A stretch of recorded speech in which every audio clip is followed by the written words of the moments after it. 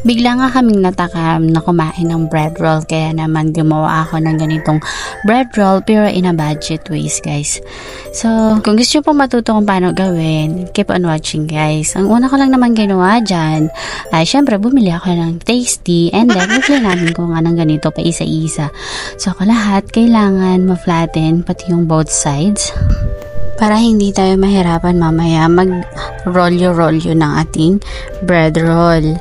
And then, syempre, maghanap lang kayo ng tasty na madaling flatten at hindi siya nasisira kagaya ng ganyang binili ko. So, ang binili ko yan ay Pinoy Tasty Bread data, yung binili kong brand.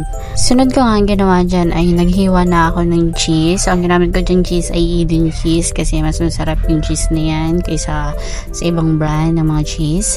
So, hinatay ko lang yan siya ng paganyan into strips yan. Pero medyo maninipis lang, guys, kasi para magkasya naman sa ating gagawing bread roll. Pero nakadepende naman sa inyo kung paano nyo hihiwain yung cheese na gusto nyo. Basta ako, ganyan yung ginawa ko. Wala na natin pakialaman, guys.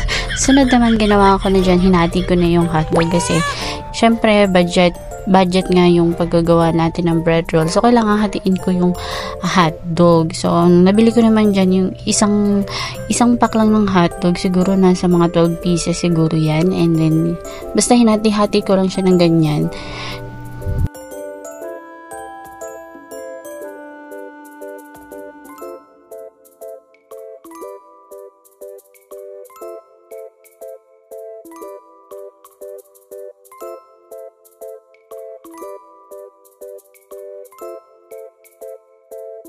At dito nga, pirinito ko na yung hiniwa ko kaninang hotdog. So, para naman mamaya, pag nilagyan na natin siya sa tinapay, is luto na at konting prito na lang. Kasi diba pag nirolyo na natin yung tinapay sa breadcrumbs, is madali na siyang masunog. So, kailangan yung apoy natin is low lang. Low medium heat lang. Kaya ganun.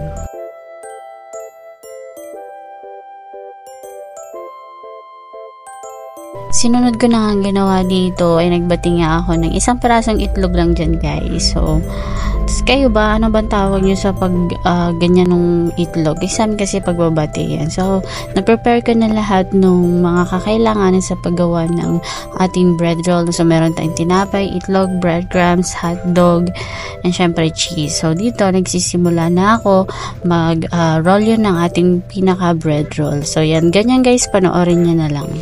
Ulit-ulitin lang natin yan, same process hanggang sa maubos na natin lahat nung pinaka-tinapay natin.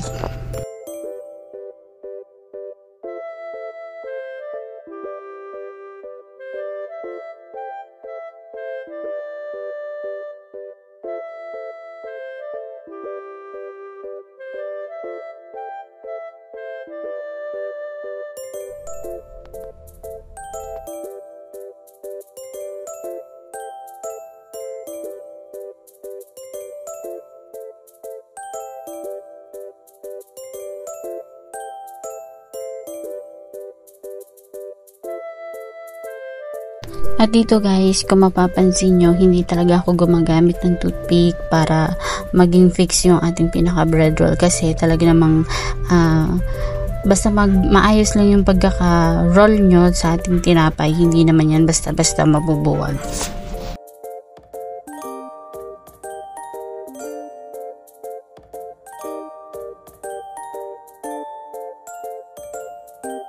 At dito nga ay nakagawa ako ng 18 piraso na ang pinaka bread roll. Pero hindi pa po luto yan, guys. Lulutuin pa natin yan. Piprito pa natin siya sa mantika. So, siyempre magpapainit lang tayo ng mantika sa kawali and then bago natin ilagay yung ating bread roll. Guys, hintayin lang natin siya mag golden brown and pag ganun nga ay luto na.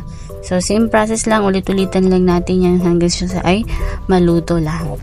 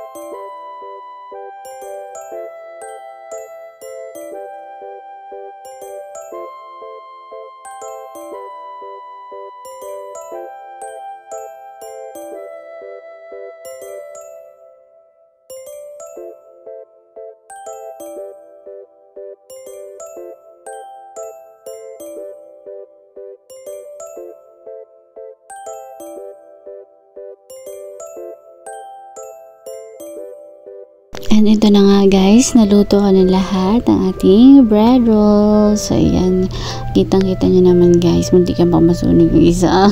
Bago ko nga pa wala makalimutan guys, please do subscribe sa aking YouTube channel para naman updated kayo sa mga upcoming videos ko. And i-follow nyo po ako guys sa aking Facebook, Cynthia Gonzalez. And comment down below guys kung hanggang saan nakaabot ang video na ito. Thank you sa panonood!